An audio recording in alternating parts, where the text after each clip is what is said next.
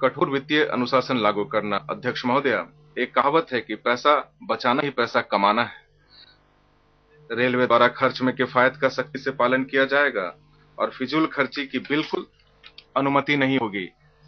मैं इस माननीय सदन को कठोर वित्तीय अनुशासन लागू करने के लिए उठाए गए अथवा प्रस्तावित कदमों से अवगत कराना चाहता हूं, जो इस प्रकार हैं। यह देखते हुए कि विगत कुछ वर्षों में रेल बजटों और अनुदान की पूरक मांगों के माध्यम से स्वीकृत किए गए कार्यों की धीमी प्रगति का प्रमुख कारण संसाधनों की तंगी होना रहा है, यह स्वीकार किया गया कि इसे नियमित बजट के बजाय अतिरिक्त तौर पर असमय स्वीकृति लेने का प्रयोजन निष्फल हो जाता है। परिणाम स्वरूप पिछले 25 वर्षों में पहली बार हुआ है कि रेलवे ने 2012 में न तो मानसून सत्र में और न ही शीतकालीन सत्र में अनुदान की कोई पूरक मांग पेश की है।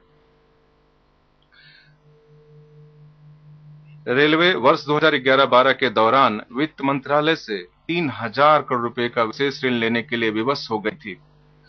मुझे यह बताते हुए खुशी हो रही है कि चालू वित्त वर्ष के दौरान ब्याज सहित ऋण की पूरी राशि सरकार को वापस कर दी गई है। पहली बार 347 चालू परियोजनाओं की प्राथमिकता वाली परियोजनाओं के रूप में पहचान की गई है और प्रतिबद्ध वित्त पोषण मुहैया कराया गया है। हमारा इरादा है कि 12वीं योजना के दौरान इन परियोजनाओं के लिए अपेक्षित मात्रा में वित्त पोषण सुनिश्चित किया जाए ताकि इन्हें समयबद्ध आधार पर पूरा किया जा सके। यह जरूरी है कि रेलवे को उसके द्वारा विगत में किए गए निवेशों पर प्रतिफल मिलना जल्दी शुरू हो। इस प्रकार संसाधनों की तंगी को केवल इसी तरीके से दूर किया जा सकता है। मुझे विश्वास है कि यह सदन इस व्यवस्था को स्वीकार करेगा और हमारे प्रस्ताव का समर्थन करेगा। व्यवहारिक और वास्तविक लक्ष्यों को पूरा करने के लिए डेडिकेटेड फ्रेट कॉरिडोर सहित अंतिम चरण की परियोजनाओं और परिचालनिक दृष्टि से महत्वपूर्ण परियोजनाओं के लिए उदार वित्त पोषण सहित विवेकपूर्ण रणनीति अपनानी होगी। डेडिकेटेड फ्रेट कॉरिडोर की परियोजना के लिए JICA और विश्व बैंक से लिए गए ऋणों के ऋण संबंधी वचनबद्धता वाली दायित्वों को पूरा करने के लिए एक कॉर्पस स्थापित करने के लिए मैं एक नए डेट सर्विस फंड की स्थापना करने का प्रस्ताव करता हूं। चल स्टॉक के अनुरक्षण में विद्यमान अकुशलताएं दूर करने और ईंधन खपत के लक्ष्य और कठोर बनाए जा रहे हैं। मैं इस माननीय सदन को विश्वास दिला सकता हूं कि हमने जो कदम उठाए हैं, गहरे दरिया को पार करना है तो किनारों की बात करनी। रेलवे का फ्रेट निष्पादन परोक्ष मांग पर आधारित है। वर्ष के शुरू में माल लदान में अनुमान की तुलना में धीमी वृद्धि हुई है और तदनुसार रेलवे के पास 1025 मिलियन टन के बजट लक्ष्य को घटाकर 1007 मिलियन टन करने के अलावा कोई चारा नहीं था। फिर भी यह 2011-12 के मुकाबले 38 मिलियन टन की वृद्धि को दर्शाता है। माल भाड़ा आमदनी के लक्ष्य को भी 79,339 करोड़ रुपए के बजट अनुमान से 3,383 करोड़ रुपए की कमी करते हुए 85,976 करोड़ रुपए समायोजित किए गए हैं। यह देखते हुए कि यात्री किराया वृद्धि के आंशिक रोल बैक का प्रभाव बाद में जनवरी 2013 में किए गए समायोजन से कुछ हद तक कम हो गया है, इसलिए यात्री यातायात से प्राप्त होने वाली आमदनी का लक्ष्य 32,500 करोड़ रुपए रखने का प्रस्ताव है, अर्थात 2012-13 के बजट अनुमान से यह 3,573 करोड़ रुपए कम है। मैं संशोधित अनुमानों में सकल यातायात प्राप्तियों को 1,25,680 करोड़ रुपए रख रहा हूं, जबकि बजट अनुमानों में यह 1,32,552 करोड़ रुपए रखा गया था।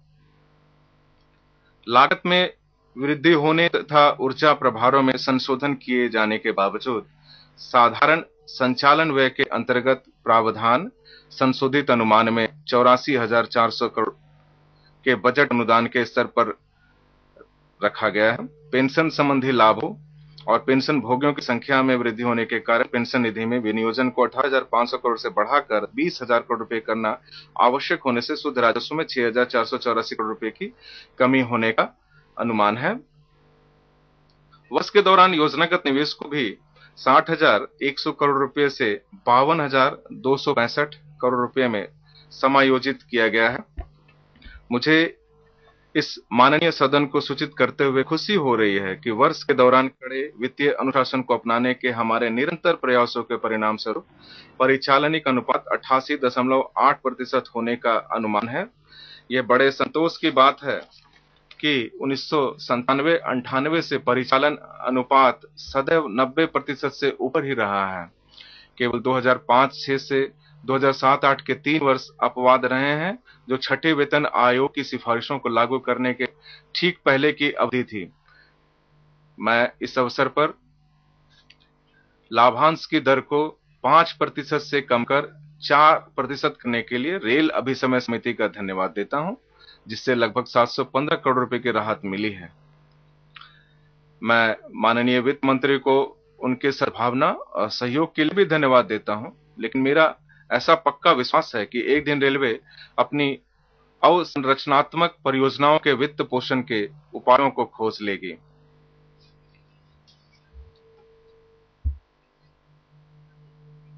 परिंदे को गिरने का भय नहीं, इसलिए नहीं कि शाखा मजबूत है, विश्वास है उसे खुद के पंखों पर। A bird sitting on a tree has पेड़ पर बैठ परिंदे को गिरने का भय इसलिए नहीं कि शाखा मजबूत है, उसे विश्वास है खुद के पंखों पर।